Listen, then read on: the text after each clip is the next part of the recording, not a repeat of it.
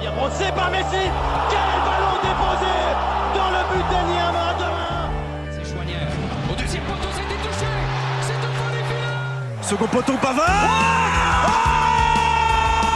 Benjamin Pavard de Mario Götze. Incroyable, incroyable le quintuplé. Robert Lewandowski pour un but d'anthologie. Mais dans la gauche, une frappe, une deuxième, c'est stoppé. Et c'est 2-2. Jamais lâché ou lancer la serviette. Il y a une occasion exceptionnelle de la droite de Meunier. Voilà la passe. Ils vont le faire. Ça va être le but. Meunier pour Lukaku. Il va le faire. Et c'est je l'ai dit, bordel. Je l'ai dit. Je l'ai dit. Ça, c'est jouer au football. Donc, bonjour à tous. Nous sommes de retour et de mon côté, j'ai quand même eu une longue absence du côté d'Électron Libre.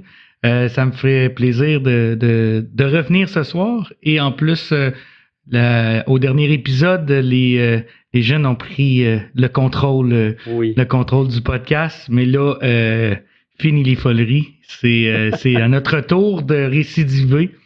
Ce soir, donc salut Kevin. Salut Jonathan. Il va falloir tenir le rythme parce qu'ils veulent faire une émission par semaine. Ils sont motivés les jeunes. Mais c'est parfait qu'ils soient motivés. C'est sûr et certain qu'on va leur donner la place, la place qu'ils ont envie de prendre. Mais je suis content de te retrouver ce soir, Kevin. Ça fait longtemps quand même. Moi aussi, je suis super content de te retrouver. Oui, ça fait un bon moment, mais comme j'avais expliqué lors de la dernière émission, ou sur la publication, je ne sais plus où est-ce que j'ai marqué, que l'été avait été un petit peu plus chargé que ce qu'on s'attendait. Mais imaginez-vous donc que, je ne sais pas pourquoi, mais apparemment que l'été, il y a un sport qui se joue beaucoup, le foot, le soccer, et apparemment que, tous les deux, on a les deux mains dedans, si on peut dire ça comme ça. On est tous les deux assez impliqués. Le bras dedans, il y a tout dedans. Et voilà. Et en fait, ça peut être en partie lié même avec le thème d'aujourd'hui, dans le sens que aujourd'hui, on a choisi de parler de la place du soccer. On a choisi un thème super sérieux. Super sérieux.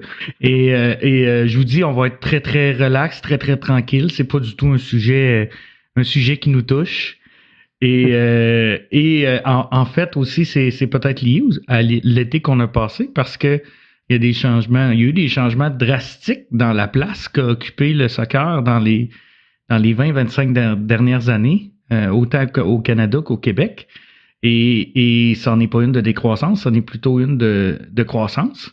Et oui. Je vais avoir du mal à remonter jusqu'à 25 ans comme toi, par contre, parce que je dis non que je suis au Canada. Mais... Ben, peut-être de ton côté, tu vas voir le clash que tu as vécu en arrivant ici versus ce qui était en Europe. Moi, je peux dire que si je me mets dans la position de ce que mes garçons ont vécu dans leurs premières années de soccer, comparativement à ce que c'était à mon époque, là, je suis déjà rendu assez vieux pour dire à mon époque, là. Mais il y a une sérieuse différence. Là. Déjà, là, il y a une sérieuse différence. Fait que ça nous mène au sujet d'aujourd'hui, là, où on va discuter de la place qu'on donne au soccer au Canada et au Québec. Ouais, c'est quoi sa place par rapport aux autres sports?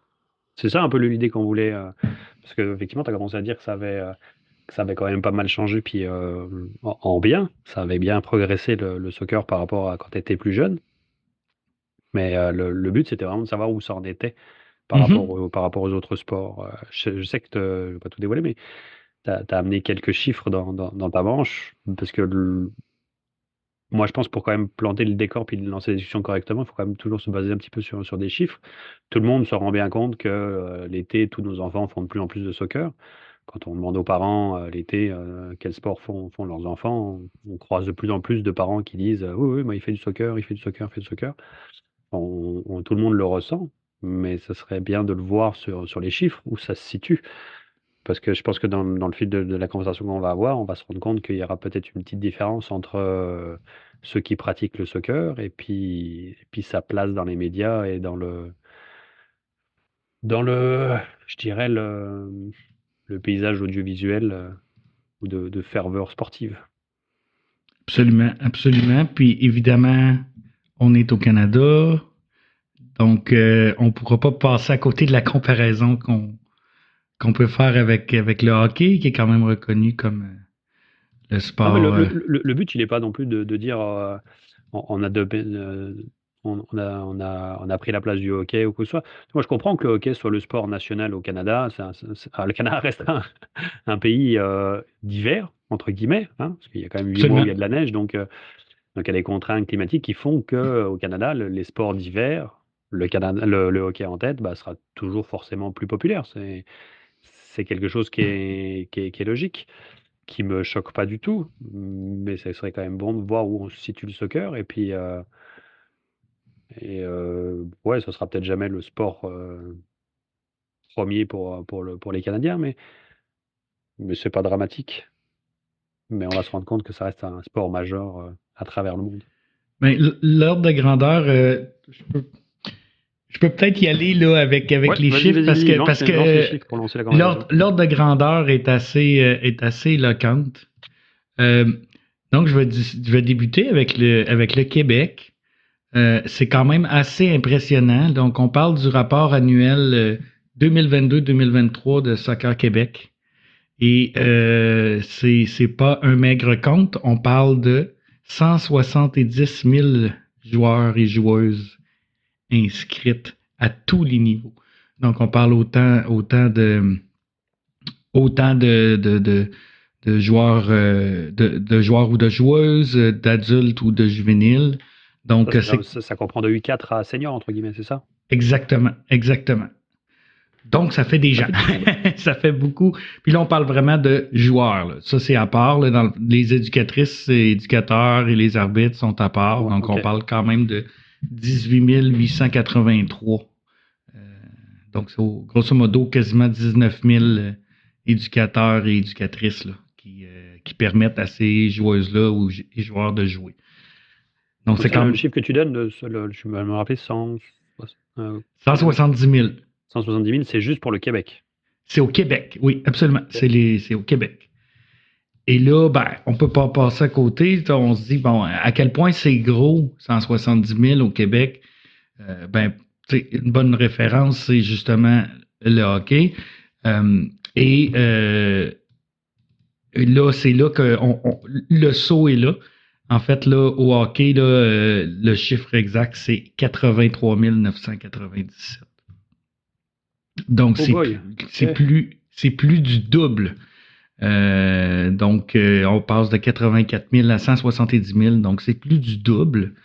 C'est gigantesque. Et en fait, là, j'ai pas les données plus détaillées de Soccer Québec, mais au niveau de Hockey Québec, là, il y a vraiment une différence abyssale entre les membres masculins et les membres féminines. Donc, sur le 4... ça doit faire une sacrée différence du côté féminin entre le soccer et le hockey, ça c'est certain, oui. Fait que, quand je dis abyssal, là, c'est sur les 84 000, il y a environ 7 650. Après, l'étude ne le dit pas, mais on le devine, c'est pas 170 000 qui jouent au soccer contre 80 000 qui jouent au hockey. Il y en a qui font les deux. Il y en a qui font les deux, absolument. Il y en a qui font les deux, on est d'accord. Ça serait difficile à quantifier parce que on parlait de progression du soccer à travers les années. Moi, quand j'étais jeune, là, c'était comment je pourrais dire ça? Donc, c'était beaucoup soit le sport pour se garder en forme l'été, ou soit le sport de ceux qui ont moins de moyens pour les équipements et tout. Fait que c'était souvent un deuxième choix, le soccer. Là. C'était très rare qu'on voyait des jeunes prendre le soccer comme premier choix. Là. C'était relativement rare. Est-ce que tu crois que ça a changé, ça? Moi, je crois que ça a changé énormément. Oui, je crois que ça a changé énormément. Est-ce que sur les 170 000 joueurs, il y en a 170 000 qui pratiquent le soccer comme premier sport? Je ne crois pas. Mais je pense qu'il y en a une beaucoup plus grande proportion qu'avant. Il y a beaucoup plus de réseaux de ligues de plus haut niveau aussi, là, qu'est-ce qu'il n'y avait pas avant. Puis là, ça se divise plus en plus là, pour répondre à ça. Fait que moi, c'est l'impression que j'ai. Est-ce que je trouve que souvent, est-ce que le soccer est pris au sérieux? Ben, il y a encore une masse critique de gens qui voient ça comme un loisir estival. Mais Ils sont encore nombreux, ouais. Oui, ils sont encore très nombreux. On ne se le cachera pas. Puis ça serait intéressant d'avoir cette information-là dans une étude, de dire, hey, OK, là, on a un nombre de membres, puis la différence est quand même grande. On parle du simple au double. Mais combien ont choisi le soccer comme sport de prédilection versus le hockey? Parce qu'on s'entend que l'investissement financier est souvent pas le même, surtout au niveau de l'équipement. Fait que tu sais, ça serait effectivement, c'est une excellente question, mais j'ai l'impression qu'il y en a quand même plus, là. Il y en a forcément que c'est juste leur sport, parce qu'il y en a il y en a 170 000 qui font juste du soccer, puis 80 000 qui font du hockey. On peut en déduire qu'il y en a, pareil, 80 000 qui font juste du soccer, donc c'est leur sport numéro 1. Oui. Avec les chiffres, on peut en déduire. Après, c'est aussi sans doute dû parce que c'est quand même moins cher comme pratique, on ne se le cachera pas. Oui. Comme tu dis, l'équipement, il est quand même nettement moins coûteux au soccer qu'au hockey. Mais ça reste, puis là, pour moi, ça reste encore trop vu comme un loisir d'été. Hein. Absolument. Ça commence de plus en plus, mais je trouve que c'est encore... je vais me montrer dur, mais balbutiant à mes yeux. Je sais que beaucoup ne seront pas d'accord avec moi, mais ça reste encore l'occupation d'été. Et je pense que pour beaucoup, à tort, n'ont pas l'impression qu'ils peuvent performer dans ce sport-là. Performer au plus haut niveau, ce que je veux dire. Oui, ben... Manque de modèle pour l'instant. Oui, ça on est d'accord, il manque de modèles. Et on peut pas... comment je pourrais dire ça, donc? L'accessibilité du sport professionnel est difficile. On arrive dans... Nous, on est dans l'époque là, des services de streaming, là, où ce que faut prendre... On a fait un podcast là-dessus en entier d'ailleurs, là, où ce que faut parfois avoir 2 à 3 abonnements, mais ne serait-ce que pour suivre une équipe. Fait que ça, c'est clair, c'est un enjeu. Puis il y a quand même un manque de visibilité du réseau local. Ce que je veux dire, c'est que il y a quand même la Ligue junior majeure du Québec qui existe au hockey, qui est quand même très populaire. Là. C'est accessible, c'est disponible. Donc, et souvent, c'est assez plein même. Là. C'est étonnant comment c'est plein. Puis là, on parle quand même de hockey junior et il y a absence de ce niveau de ligue-là, avec ce niveau de visibilité-là. Peut-être. Avec ce niveau de visibilité-là. Oui, absolument. Il existe la première ligue de soccer au Québec, il existe la première ligue de soccer au Canada, mais tu sais, c'est extrêmement difficile. Puis je regardais juste, par exemple... Extrêmement difficile de la regarder, je veux dire? Oui, voire impossible, carrément. Je vais presque dire impossible, mais c'est vrai qu'il faut prendre l'abonnement à One Soccer, et puis c'est un abonnement en plus. Ça, c'est pour la PLC, oui, absolument, Ouais. absolument. Fait que tu sais, ça, c'est un enjeu, puis tu sais, il y a peut-être, j'avais trouvé une étude, parce que en 2022, le gouvernement du Québec s'est penché sur parce qu'il y a eu beaucoup, pendant que le soccer est en croissance, le hockey, lui, était en décroissance. Pour plusieurs raisons. Et là, dans les constats qu'eux autres ont donnés, il y en a qui sont assez éloquents. Donc, tu sais, le premier constat, c'est malgré sa portée, le hockey n'est plus un incontournable pour les familles actives. Et là, le deuxième risque de te faire plaisir parce que on va en reparler tout à l'heure. Là. Paradoxalement, le hockey demeure omniprésent sur la scène médiatique. Donc, c'est vraiment un paradoxe que les jeunes ne jouent plus au hockey, mais tout le monde est encore à l'écoute de ce qui se passe au hockey. Et un des constats, évidemment, c'est l'impact financier est important pour le hockey. Et une qui m'a jeté par terre, c'est vraiment, là, ça a été nommé explicitement, le hockey est étiqueté comme un sport majoritairement masculin et blanc. Donc ça moi, quand j'ai vu ça, j'ai fait comme, oh là là, oh là là, oh là là. C'est quand même très, très fort comme constat. Fait que je serais curieux de savoir qu'est-ce que tu en penses de tout ça. Ça me surprend pas tellement, non? Il y a que, enfin, je veux pas tomber dans je marche toujours un peu sur des œufs quand on parle comme ça de couleur de peau ou ainsi de suite. Je veux pas floucher, mais c'est choqué. Je veux dire, mais c'est quand tu regardes les équipes, effectivement, il manque un peu de gens de couleur, hein. Même s'ils enlèvent leur casque, c'est quand même pas beaucoup de gens de couleur. C'est sûr qu'il y a plus de gens de couleur dans le soccer, mais c'est plus parce que c'est aussi les immigrants qui ont amené ce sport-là ici. Puis comme il se pratique partout dans le monde, ben, tu retrouves plein de nationalités différentes, donc je suis pas tellement surpris. Après, c'est aussi on en revient à la même chose, c'est parce que le hockey, ça se pratique forcément dans des pays plus nordiques. Puis on s'entend que dans les pays nordiques, on a plus la couleur de peau blanche. Hein, je pense pas que c'est faire dire un propos raciste là-dessus, c'est juste. Non, mais j'ai l'impression qu'il y a peut-être la quantité d'ensoleillement Voilà. qui a un rôle à jouer là-dessus. Je pense que c'est purement biologique, mais oui, c'est inévitable. Après le fait aussi, c'est que le hockey, c'est sans doute plus difficile à s'exporter et à se mettre en place dans plein d'autres pays. Il faut une patinoire, c'est un investissement lourd pour une collectivité, une patinoire. Donc même si tu as envie de le faire dans des pays dits chauds, d'Équateur ou ainsi de suite, ça fait un bon investissement s'ils veulent jouer au hockey. Donc c'est sûr que ça incite moins. Alors que le foot a le même avantage que, c'est pas le seul, hein, comme le basket, tu sais, il suffit d'un bout de terrain qui est facile à tracer au sol, un panier à mettre en hauteur. Puis pour le soccer, tu prends le même terrain sur du béton, puis un ballon, puis ça s'arrête là et on peut déjà jouer. Donc c'est sûr que c'est plus facile à développer et à mettre en avant. Mais j'ai perdu le fil de ce que j'allais dire, tu vois, je me suis emporté. Je suis un petit peu fatigué pour en parler. Mais c'est correct parce que je t'écoutais, puis là, j'avais juste le goût de. On peut peut-être y aller un peu diffus là, ce soir. Là. C'est parce que là, tu parlais d'investissement, puis du coût d'entretien, puis de mise en œuvre d'un aréna.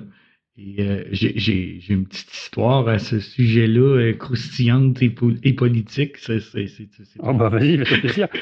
Mais tu sais, le coût est tout aussi élevé ici au Canada, hein, même si c'est plus naturel d'avoir des patinoires, parce que tu as l'occasion quand même de jouer à l'extérieur, de faire ce qu'on appelle une patinoire naturelle ici au Canada. C'est quand même plus facile de faire une patinoire naturelle au Canada qu'au Mexique, par exemple. On s'entend. Mais définitivement. Ça reste quand même, quand tu veux faire du sport pour les enfants, ainsi de suite, tu peux pas juste le faire sur une patinoire naturelle. Tu es obligé d'avoir une arena, et que ce soit au Canada ou au Mexique, ça coûte cher dans les deux cas. Hein. C'est forcément des équipements qui sont coûteux, et ainsi de suite.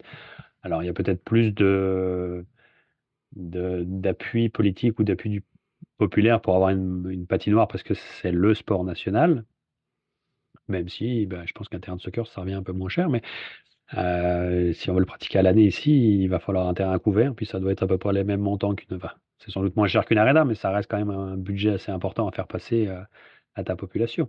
Surtout si c'est pas un sport qui est populaire dans le sens médiatique, je dirais. Ouais. Et pourtant, le nombre de membres et d'inscriptions le justifie. Là. C'est là Ouais, mais c'est parce que je me questionne. Ça reste une activité, ça reste toujours vu comme une activité d'été. Et je pense que au Canada, pour l'instant, et je jette la pierre à personne, mais je ne veux pas sous-entendre que les parents emmènent nos enfants pour qu'ils viennent des stars et des vedettes. Hein. C'est pas ça que je veux dire, mais il y a quand même un chemin pour faire du soccer, du foot de très haut niveau au Canada qui n'est pas clair pour l'instant. Oui.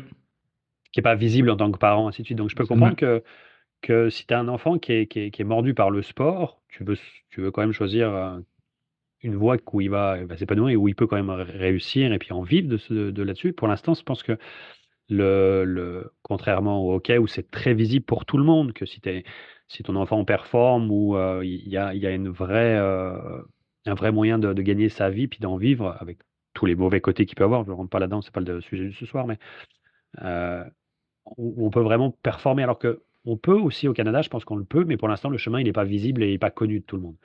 On va voir les stars européennes, parce que c'est aussi un fait. Si ton jeune performe au soccer, au foot, monte, il arrive à un moment, c'est inévitable.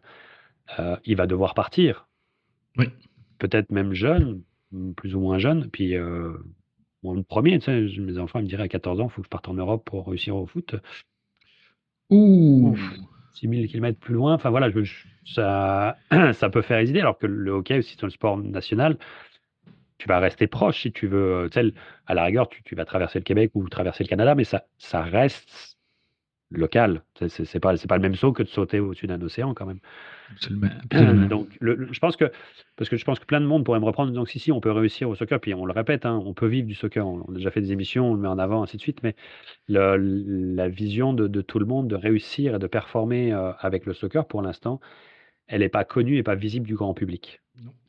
Non, Donc, je pense que c'est ça aussi qui fait que ça reste vu comme une activité d'été, un sport secondaire, même si effectivement dans les chiffres, on voit que ça, pour beaucoup, c'est le sport numéro un. Mais pour les parents qui inscrivent leur enfant puis qui vont encourager ou qui vont faire un choix plus tard, quand ça. Quand je parle d'un choix, ça reste plus quand tu fais du sport-études plus grand, hein. On ne parle pas de ce qu'il y a en dessous.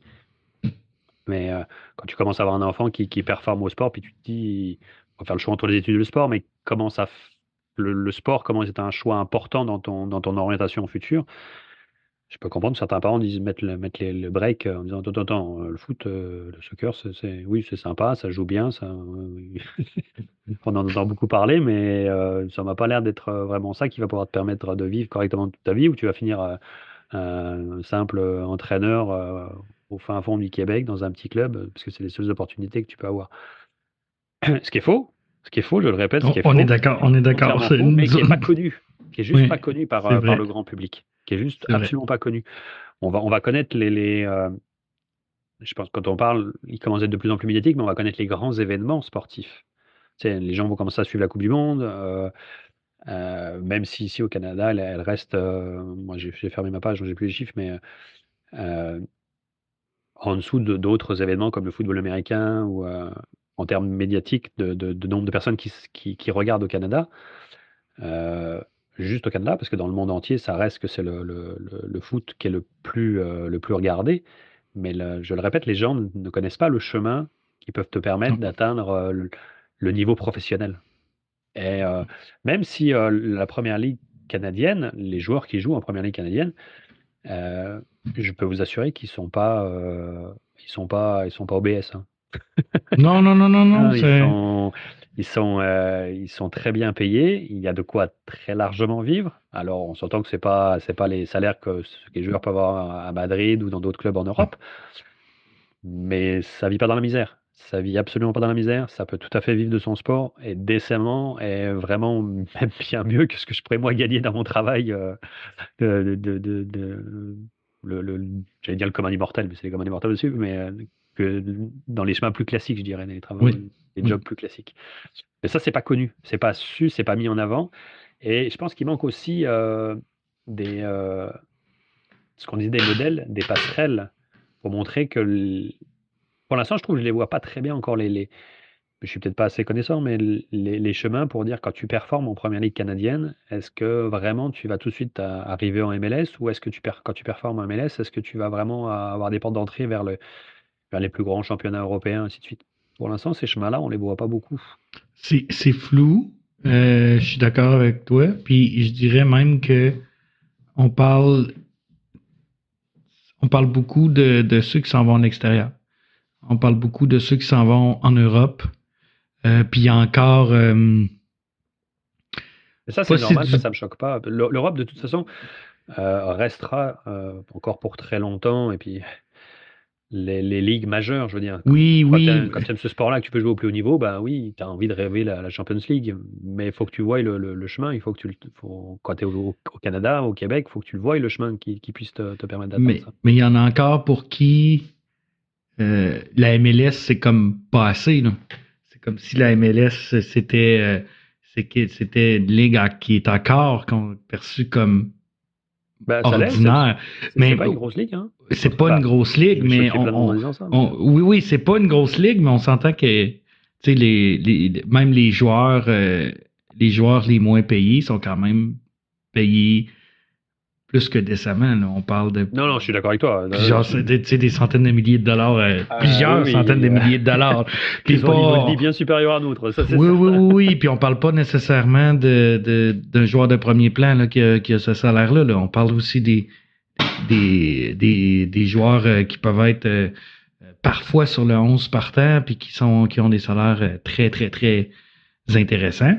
Mais on dirait que c'est pas suffisant. Moi, d'un autre côté, je le vis avec un de mes garçons qui est rentré au sport-études, et lui, tu sais, il voudrait juste jouer en MLS. Je pense que lui, il serait. Pour lui, c'est quelque chose de grand, tu sais. Puis, mais on dirait que pour d'autres, tu sais, c'est pas. On dirait que lui, il saisit c'est quoi le niveau. Puis, tu sais, il se dit, si déjà je me rends là, c'est déjà énorme de son point de vue, là. Ouais, c'est-à-dire, mais peut-être que j'explique pas bien. Je pense que surtout ce qui manque, c'est peut-être juste moi qui ne le vois pas, mais il vient de rentrer au sport-études, mais si tu me demandes c'est quoi son cheminement pour espérer arriver en MLS, bah moi, en tant que parent, je le vois pas. Il doit exister, hein, il n'y a pas de doute, mais je le vois pas. Je suis pas plus connaissant du soccer en France, mais quand tu discutes avec tes parents, ou de suite, il y a des noms des noms de centres de formation qui vont tilter tout de suite, qui vont Oui. dire que Oui. tout le monde connaît, Nantes, Lyon, Paris, la région parisienne, où tu dis, bah, ton jeune, il est là-dedans, bah, s'il est bon, il va se faire repérer, c'est inévitable. Ici, au Canada, je le sais pas. Peut-être Non. il rentre au sport-études. Peut-être que le sport-études de le Mauricie, il est très très bon, puis mais je le sais pas. Je ne Non, sais pas ce que ça vaut. Apparemment, je ne sais pas quel est le meilleur. Alors on va me dire si, bah faut être à Québec, à Montréal, mais ça c'est plus. Oui, ok, c'est parce qu'il y a une densité de population dans ces régions-là, donc forcément le niveau est plus élevé. Est-ce que réellement tu as des centres performants? Sans doute que oui, puisque les jeunes se développent et ainsi de suite, mais j'entends pas, pour l'instant, j'ai pas de. Je te dis, il y a peut-être plein de monde qui, quand ils vont écouter ça, vont dire bah, c'est de ta faute, tu connais rien, et puis tais-toi, mais ça me saute pas aux yeux, je les vois pas, les grands centres de formation au Québec et à Montréal. Les grandes Ben, la équipes, seule chose. il va y avoir Laval qu'on va me citer, on va me servir en Longueuil, Beauport, oui, ok, mais est-ce que en mettant mon jeune, ou si mon jeune se fait repérer et puis va dans ce genre de club, est-ce que, je dis pas que c'est un chemin garanti pour aller à MLS, mais est-ce que vraiment c'est le premier pas pour un mordu de soccer, puis d'avoir une chance de finir professionnel? Je suis pas persuadé que. Non. Tu vois, si je refais Mais le parallèle. la seule que je connais qui a une reconnaissance, là, en tout cas au Québec, c'est l'Académie du CF Montréal. Là, c'est clair que si tu arrives dans cette académie-là, tu as plus de chance. Il y a déjà des fruits qui sont venus de cette académie-là. On parle à Ismaël Koné. Mais Ouais. comment qu'on se fait pour faire rentrer? Ben, pour l'instant, je suis d'accord avec toi. Tu sais, j'ai vécu avec les séances d'information du sport-études, j'ai vécu l'explication de comment fonctionne le réseau. Puis pour moi, c'était 100% du nouveau et c'est d'une complexité incroyable. Puis c'est pas. C'est difficile à suivre. Pour un parent, là, tu arrives là. Puis... Je veux juste préciser pour pas. Mais je dis pas qu'on fait pas, que les clubs font pas bien leur travail, hein. Je te dis juste que pour l'instant, c'est trop. Pas opaque. Pas le terme serait pas opaque, mais c'est pas assez clair. C'est méconnu. Merci. C'est trop méconnu le chemin pour arriver à ces hauts niveaux-là. Oui. Je pense que c'est ça qui fait qui gêne encore un petit peu pour que ça devienne un sport numéro 1. Absolument. Parce que même je le répète, moi le premier en tant que parent, j'inscris pas mon fils à 4 ans, 5 ans au foot. Je sais qu'il y en a qui sont comme ça, mais pour dire ah bah, je vais l'inscrire là, puis il va devenir professionnel, ainsi de suite. C'est pas cette démarche-là, mais quand on a un jeune, je le répète, qui adore ce sport-là, puis qui a envie d'en manger, forcément en tant que parent, il y a un moment où tu te dis bon, ok, ça c'est quelque chose d'important dans sa vie, il veut vraiment en faire beaucoup, mais c'est quoi les débouchés qu'il peut avoir là-dessus? C'est quoi le chemin où je peux l'accompagner? Et puis dire, bah, la première étape, elle est là, puis on verra s'il passe la suivante, et ainsi de suite. Puis on verra arriver jusqu'à 15-16 ans où on se situe, puis si ça vaut le coup enfin, s'il est assez bon pour aller plus loin. Mais ce chemin-là, pour l'instant, il est vraiment méconnu, quoi. Puis d'après ce que tu me dis, si toi, parce que tu es rentré au sport-études, tu devrais quand même avoir un éclairage qui t'a été apporté. Puis bon, on fait juste avec le son, mais moi je vois la caméra. Tes yeux me font clairement comprendre que Non, malgré la séance d'information, le chemin n'a pas l'air d'être plus clair pour toi. pas du tout. Pas du tout. Il est pas plus clair pour moi suite à ça.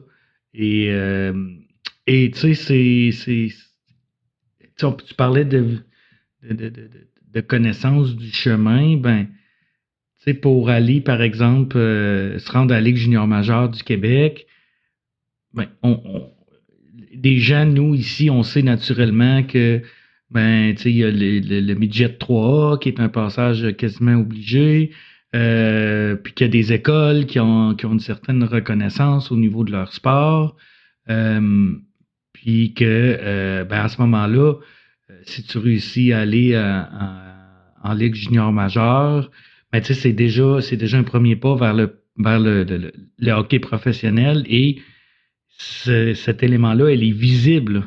Tu sais, les gens dans une communauté vont voir les jeunes de 16, 17, 18 jusqu'à 21 ans qui jouent dans leur équipe ou qui jouent dans une équipe qui est locale et il y a un intérêt pour ça. Donc, c'est clair que ça encourage le rêve, ça encourage l'idéation de se dire je pourrais devenir un professionnel, même si il y a beaucoup plus de candidats que d'élus et on parle souvent c'est le sport, puis on parle souvent de l'ordre de 1 à 3% là, des joueurs. Puis même c'est 1 à 3% des joueurs de la Ligue junior majeure du Québec qui vont faire la Ligue nationale après. Fait que tu sais, c'est vraiment très très faible. C'est la même chose dans tous les sports. Là, puis je me souviens plus. C'est une entraîneuse qui était une ancienne athlète olympique là, qui expliquait ce concept-là. C'est plus tu vas au haut niveau, plus chaque comment je pourrais dire ça, dans chaque unité de performance, là, dans certains contextes, c'est du temps, dans d'autres, c'est des compétences athlétiques. Mais plus tu montes au niveau, plus chaque petit pas est immense. Là. Fait que tu sais, c'est de passer. C'est la même chose, mais sauf que pour nous, ici, c'est facile de visualiser ce plan-là au hockey. Puis on le sait que juste passer de la Ligue junior majeure à par exemple, la Ligue américaine de hockey, c'est énorme, puis c'est connu aussi. Puis de passer de la Ligue américaine à la Ligue nationale, c'est énorme, puis c'est connu aussi.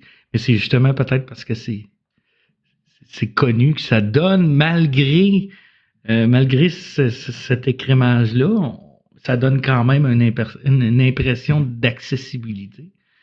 Ce qu'on n'a pas avec... ce qu'on n'a pas encore avec le soccer. C'est ce qui manque pour l'instant avec le soccer, avec le foot ici.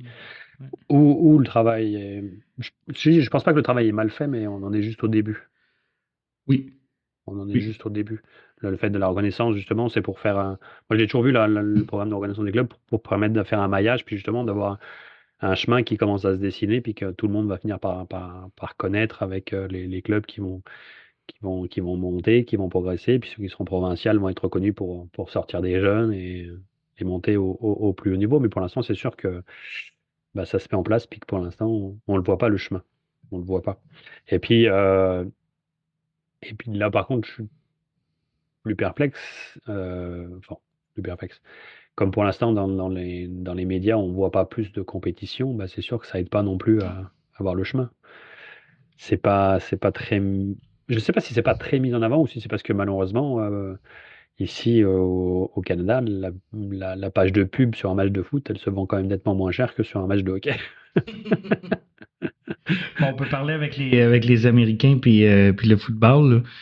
Tu sais, c'est la différence est là aussi là, de leur côté, là. Mais je veux quand même revenir avec ma fameuse petite anecdote croustillante politique. Ouais, vas-y. Parce que je veux faire quand même un lien aussi avec, tu sais, on dit, bon, le parcours est pas clair, est pas accessible, mais là, tu sais, c'est de savoir, bon, est-ce que l'accessibilité passe par les infrastructures? Est-ce que c'est les infrastructures qui vont venir amener avec la visibilité? Ou, tu sais, il y a un questionnement à savoir, ben, c'est-tu l'œuf ou la poule là-dedans? Ouais. Et le genre de discussion, tu sais, j'ai eu une discussion avec une personne élue.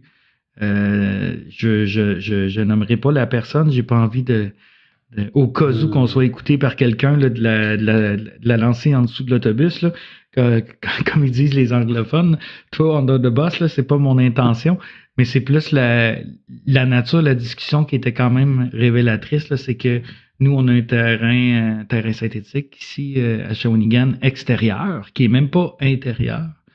Et je discutais avec cette personne-là de savoir qu'est-ce qu'on allait faire avec le terrain, parce que le terrain est en fin de vie.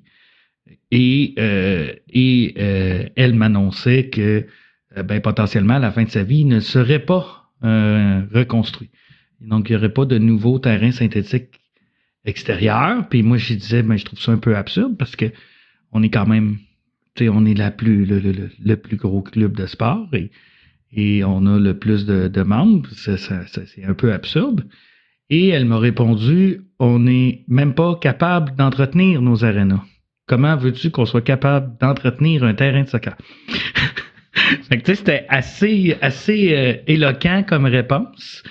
Donc, tu sais, moi, ça m'a comme pas refroidi, mais tu sais, c'est contre-intuitif de dire, c'est quelque chose qui coûte moins cher, on s'entend? Tu sais, on parlait tantôt de la distinction de prix entre un aréna et un terrain de soccer extérieur. C'est quand même quelque chose de beaucoup moins cher. Et c'est beaucoup moins cher pour beaucoup plus de gens, mais on veut pas investir. Ça, c'est là que je trouve que l'ironie est quand même forte, là. Puis ça laisse quand même une image de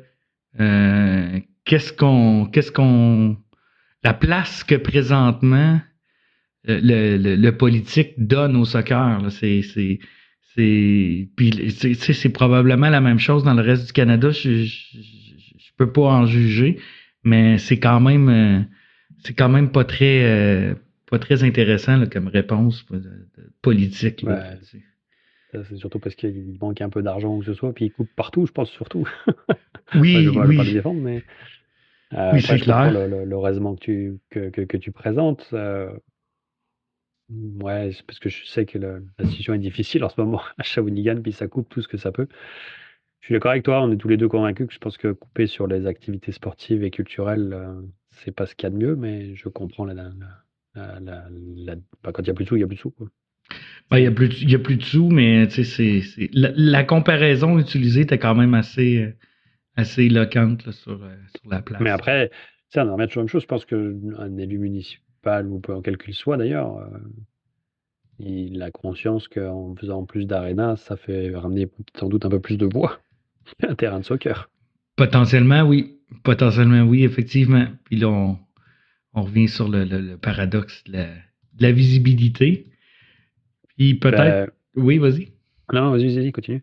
En fait, je voulais juste terminer là, sur les chiffres puis l'ordre de grandeur. Là. En y allant avec les chiffres là, au niveau du Canada, là, la différence est quand même là, mais pas aussi grande. Là. C'est Hockey Canada, on parle de 589 000 joueurs. Et j'ai pas trouvé de chiffre exact pour Canada Soccer, mais on parle de près de 1 million de participants. Donc, probablement... C'est ça. Probablement qu'on tourne autour peut-être du 800-900 000. Là. Fait qu'on n'est pas dans le double franc. Là. Au Québec, c'était vraiment plus que le double. Là, on n'est pas dans cet ordre de grandeur-là. On est peut-être plus dans l'ordre de grandeur du 30 à 40% de plus. Là. Ouais, mais on en va toujours la même chose, c'est que médiatiquement, c'est pas en avant. J'ai retrouvé les chiffres, j'ai retrouvé la page des taux d'audience des différentes émissions sportives ou les meilleurs taux d'audience chaque année. Oui. Je vais juste prendre, pas toutes les passer parce que ça me fait la page que sur Wikipédia, tu trouves de 2023 jusqu'à, tu peux remonter 2018-2019. Et je vais juste prendre par exemple 2022 Oui. avec. Là, on a eu la Coupe du Monde. C'est la Coupe du Monde. La Mais finale, oui. elle a fait je parle juste au Canada, hein, elle a fait 4,8 millions d'audience. Le Super Bowl, on a fait 8,2. Et le troisième, ouais, ça me fait sourire, toi tu veux me dire c'est tout à fait correct, mais c'est le Bye Bye 2022 qui a fait 4,3 millions. Mais est-ce qu'on parle de chiffres québécois ou canadiens? Non, canadien. OK, fait que dans le fond, tu sais, ça veut dire que le bye-bye au Québec est quasiment autant écouté que la Coupe du Monde au Canada. Ouais, et puis la 4e position, c'était même le match du Canada contre la Croatie à 4,38. OK. Pratiquement équivalent que le Bye Bye. OK. Puis est-ce qu'on a les chiffres du hockey à travers tout ça? En 2022, le premier événement de hockey, ça va être en 5e position, la ronde numéro 1, le 7e match de la ronde numéro 1 contre Toronto contre Tampa Bay, à 4,1 millions. Après, la 6e position, tu vas retomber sur un match de la Coupe du Monde Belgique-Canada à 3,7. Et en 7e, c'est le match 6, toujours de Tampa Bay contre Toronto à 3,6. Après, je laisse passer les autres. Mais je trouve ça, je suis quand même surpris de ces résultats-là. Parce que malgré tout, ça reste que la Coupe du Monde est le deuxième le plus écouté. Mais surtout que, bon, là, nous, on parle de foot ou de soccer, mais c'est quasiment questionné si le Super Bowl est le sport le plus regardé, ben ça défait un peu le lien de visibilité parce que le football est pas le sport le plus choyé non plus. Là. Non. Et pourtant, c'est celui qui est le plus regardé. Et puis après, je me suis amusé aussi à regarder quelles étaient les ligues les plus lucratives. Parce que je me dis, après tout, parce que maintenant, toutes les ligues, il faut payer. Hein. Il n'y a plus de sport gratuit à la télé, ça n'existe plus. Je me suis posé la question, quelles étaient les ligues qui rapportaient le plus d'argent en droit à télé. Puis finalement, j'ai été surpris, c'est la NFL qui gagne, qui arrive premier. Au Canada? Encore? Dans le monde. Dans le monde. La ligue la plus lucrative dans le monde. Droit, ça reste la NFL. OK. Suivi de très très près par la première ligue anglaise de foot. Et après, tu avais. Là, ça a changé un petit peu parce que là, je n'ai pas arrivé à avoir les tout derniers chiffres, mais parce que chaque ligue renouvelant ses droits télé, ils ne sont jamais tous en même temps. Donc, c'est difficile d'avoir un classement vraiment toujours à jour. Dans ce que j'avais trouvé, ça remonte à 1 ou 2 ans. Tu avais encore la Ligue espagnole qui arrivait en 3e. Moi, je sais que la Ligue espagnole a pas mal diminué. Puis après, tu avais la NBA, la Bundesliga, la Ligue allemande, la Ligue de rugby,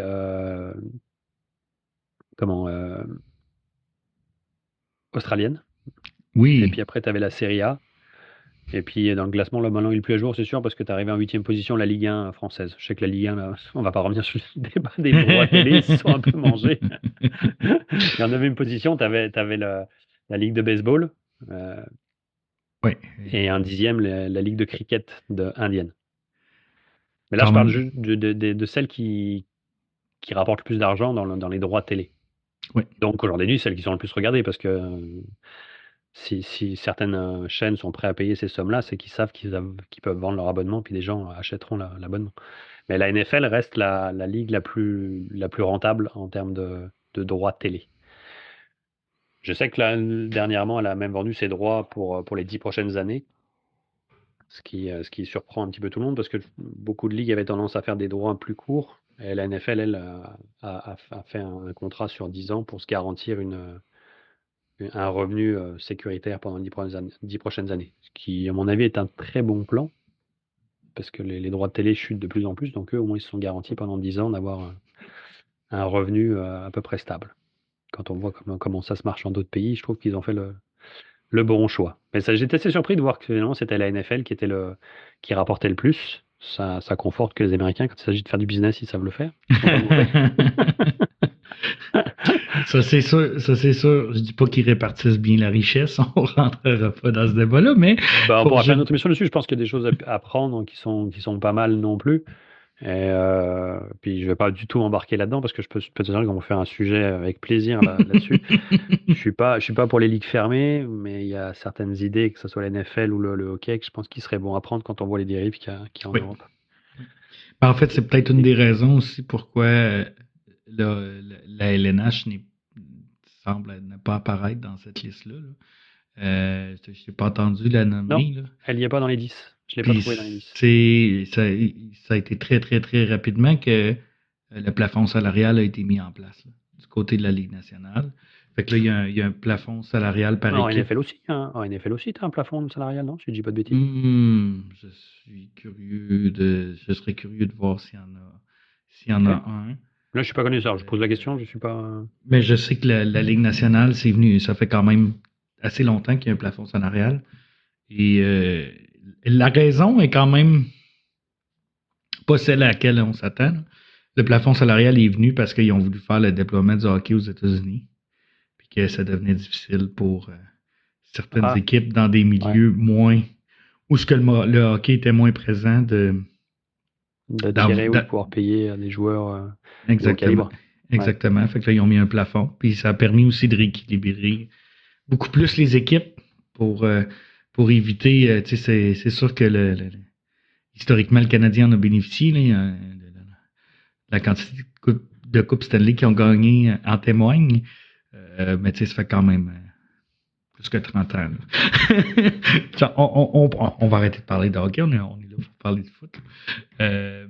Mais c'est ça. Mais sauf que ça me surprend quand même. Puis je suis encore surpris aussi du 4,3 millions du bye-bye d'écoute. J'étais surpris aussi quand je l'ai vu. Moi, je regarde pas trop cette émission-là. Je sais que c'est assez culte ici au Québec.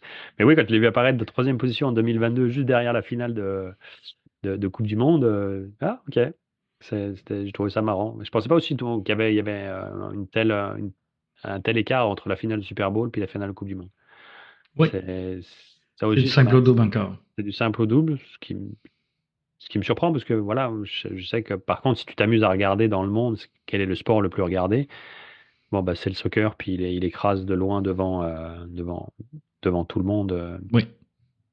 Je les avais trouvés aussi les chiffres. Le soccer, on est à 3,5 milliards de personnes qui regardent. OK, à travers le monde. Et puis en 2e position, c'est le cricket qui arrive à 2,5 milliards. Forcément, entre les Anglais puis les Indiens surtout, c'est sûr que ça fait du monde. Il y a quasiment autant de monde en Inde que dans l'ensemble de l'Europe. C'est quand même assez local, mais je suis surpris qu'il n'y ait pas un sport du côté de la Chine qui soit ressorti. Là. Je sais que le baseball est très populaire là, maintenant. Non, après t'as le cricket, t'as le tennis qui arrive, t'as le volleyball à 900 millions, le tennis de table à 850 millions, le baseball qui arrive à 500 millions, le golf à 450 millions. Basket, 400 millions, et la NFL qui arrive à 400 millions. Tu vois, même si c'est la plus rentable, elle est 10e dans les plus regardés. Je pense qu'on a elle est des choses. extrêmement rentable. Elle est extrêmement rentable. C'est pas ce que je dis, ils savent faire du business. Ça, c'est indéniable. On leur enlèvera pas. Non, on leur enlèvera pas ça, c'est sûr, c'est sûr. Donc, mais le soccer reste le sport le plus regardé à travers le monde. C'est le plus regardé à travers le monde, c'est le plus joué à la fois au Québec et au Canada, mais on dirait que c'est encore l'enfant terrible. C'est encore le négligé quand même parmi les sports. Je te dis, on va pas répéter ce qu'on disait, mais je pense que c'est parce que beaucoup ne voient pas le chemin pour réussir dans ce sport-là.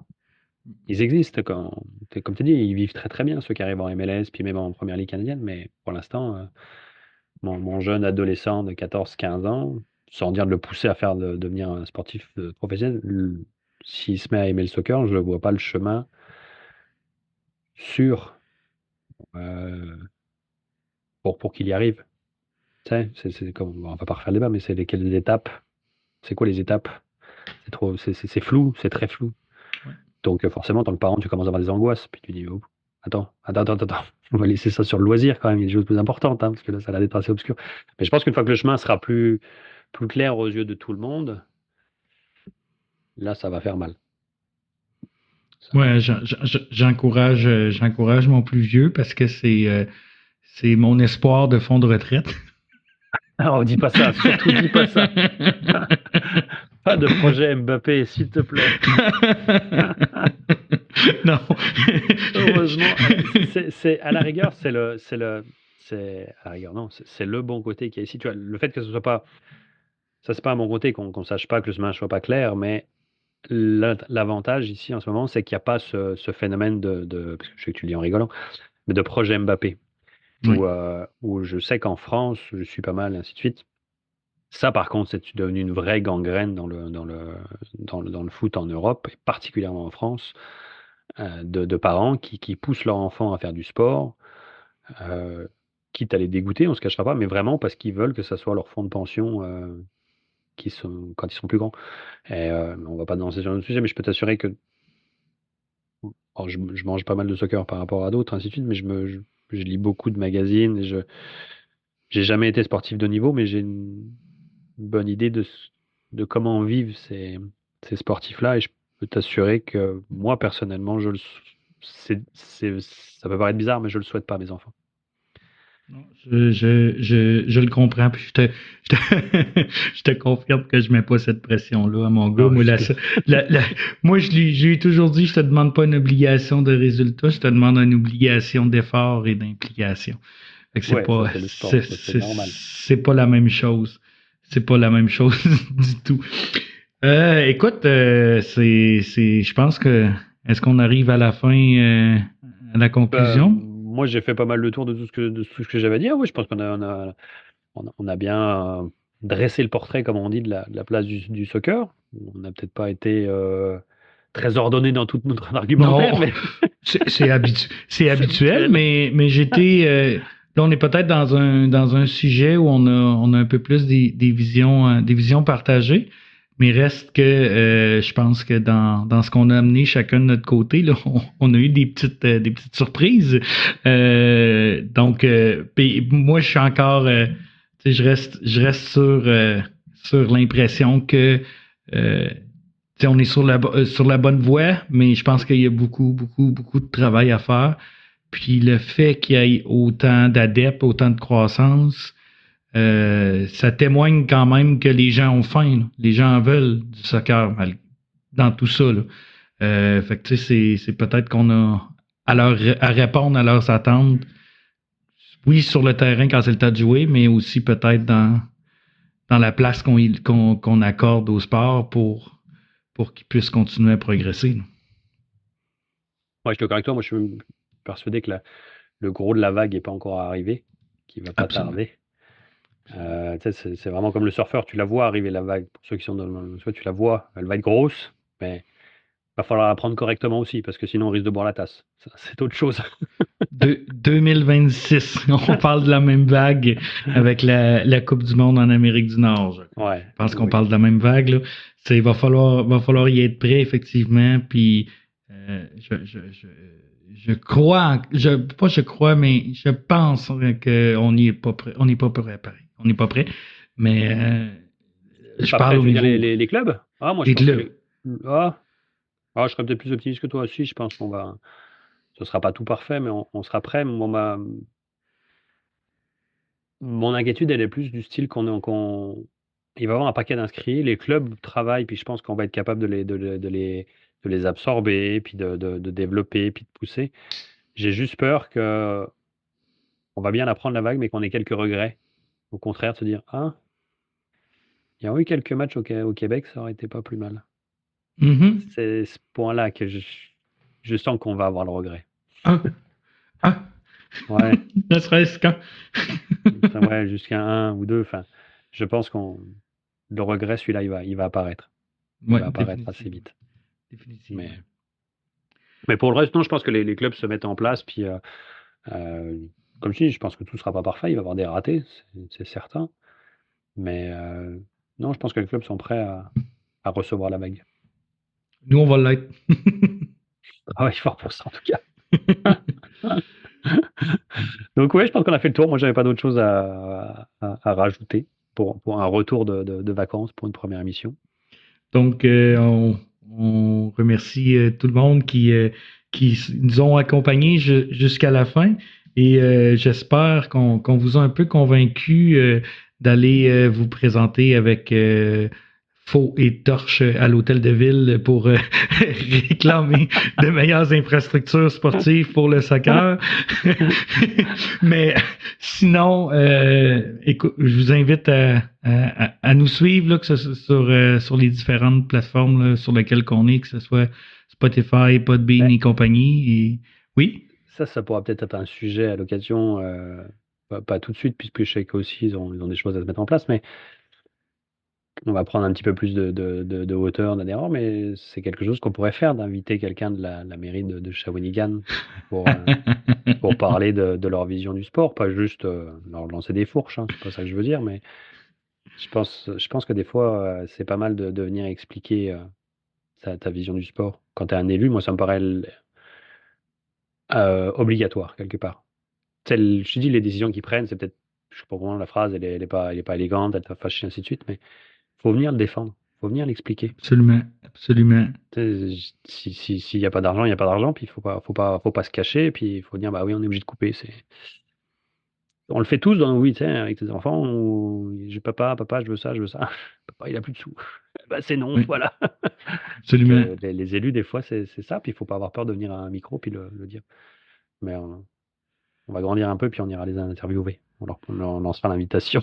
Absolument. Donc, moi, je le traduis par si vous avez envie que Michel Anger vienne en entrevue avec nous, gênez-vous pas de vous abonner. Plus on va avoir d'abonnés, plus on va avoir d'écoutes, plus... Partagez, likez. On n'a pas encore le réflexe de le dire assez, ça. Ouais. Va falloir le dire, puis commencer à se promouvoir, là, mais absolument. Puis, ouais, ça serait une belle cible, ça, d'avoir... N'hésitez pas, allez-y partager quand vous nous écoutez et tout. Non, parce que Jonathan le fait, je le fais, et puis les recrues, comme je les appelle, partagent aussi sur leurs réseaux sociaux.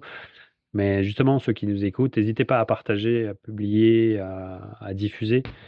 On le répète pas assez, on est débutant encore, mais il faut on va vous le marteler comme tout le monde fait. Partagez, s'il vous plaît.